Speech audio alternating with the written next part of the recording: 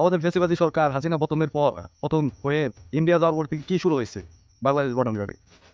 আপনারা কিছুদিন পর পরই খেয়াল করবেন যে দুদিন পর পরই আসছে যে ভারতীয় বিএসএফ সীমান্তে কারাতারে অবৈধভাবে কারাতার নির্মাণের চেষ্টা বেড়া দেওয়ার চেষ্টা করতেছে, কিন্তু বাংলাদেশের বিজিবি আমাদের বিজিবি প্রতিবারে যে বাধা দিচ্ছে এবং তাদেরকে সরিয়ে দিচ্ছে। কিন্তু এভাবে কতদিন এটা এরকম হবে? কতদিন বারবার ওরা বারবার কি করতে আসতেছে, প্রতিদিনে আসতেছে, প্রতিদিন আমাদের বাংলাদেশ বিজেপি বাধা দিচ্ছে।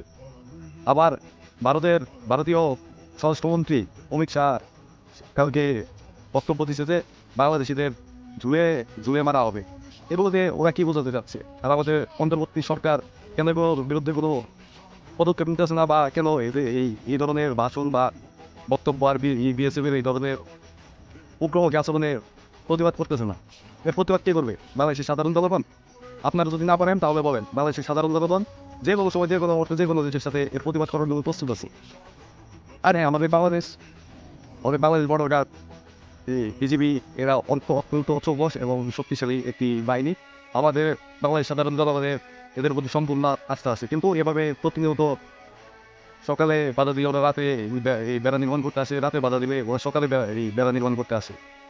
এভাবে তো চলতে থাকলে হয় না, বারবার ফ্ল্যাগ মিডিয়া হইতেছে, তবু তো ওরা থামতেছে না, ওরা ওদের মতো চালিয়ে যাচ্ছে।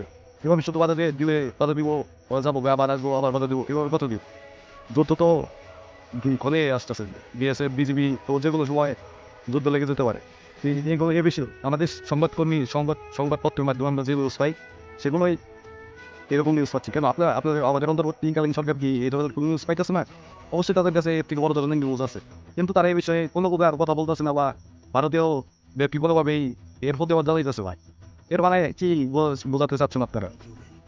যদি যে কোনো প্রকার সংসদ থেকে আমাদের দেশ ও দেশের সার্বভৌমত্বকে রক্ষা করতে না পারেন, তাহলে দয়া করে সামনে নির্বাচনের ব্যবস্থা করেন। তারপর যে দলই আসুক, আমরা আশা করি আমাদের দেশ ও দেশের সার্বভৌমত্ব রক্ষায় তারা যথেষ্ট পরিমাণে ভূমিকা রাখবে এবং দেশ জনগণের সুযোগ সুবিধা যে কোনোভাবে সহায়তা করবে। তবে আপনাদের প্রতি ডক্টর মোহাম্মদ ইউনূসের প্রতি এমনকি আমার আমাদের দেশের সবারই আস্থা আছে। তো চাই এই ভারতীয় ভারতীয় বিজেপি থেকে বিজেপি ভারতীয় উগ্রবাদী দল, ওদের বিরুদ্ধে যেগুলো প্রতিবাদী বোঝা হবে, কারণ এভাবে অন্যায় মেনে নেওয়া যাবে না। তো আমরা চাই না যে ভারতের সাথে আমাদের কোনো যুদ্ধ। তাই আশা করছি যে আমাদের অন্তর্বর্তীকালীন সরকারে ভারতের যে প্রতিবাদমূলক চিঠি বানাবে, বা যে কোনোভাবে এই ভারতের বিএসএফ এর উগ্রবাদী চিন্তা ভাবনা থেকে বেরিয়ে আসার জন্য অনুরোধ করবে। ধন্যবাদ।